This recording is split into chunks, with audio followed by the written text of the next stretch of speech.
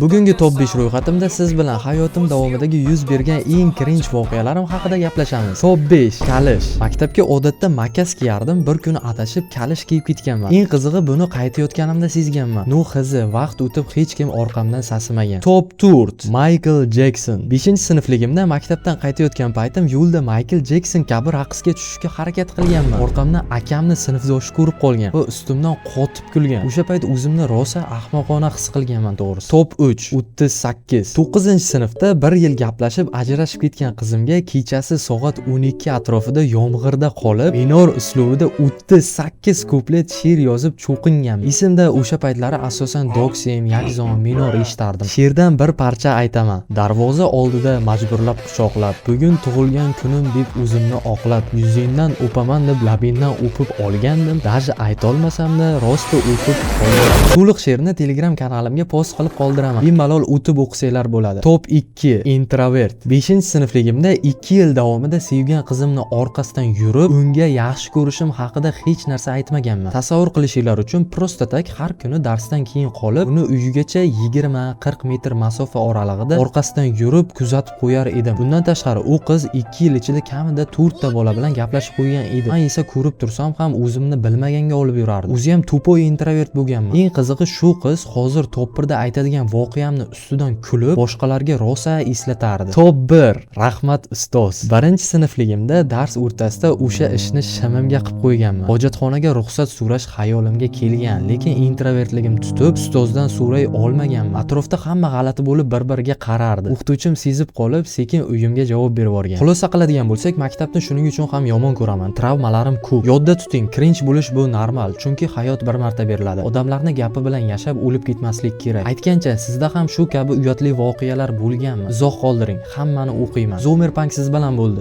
Good luck bro.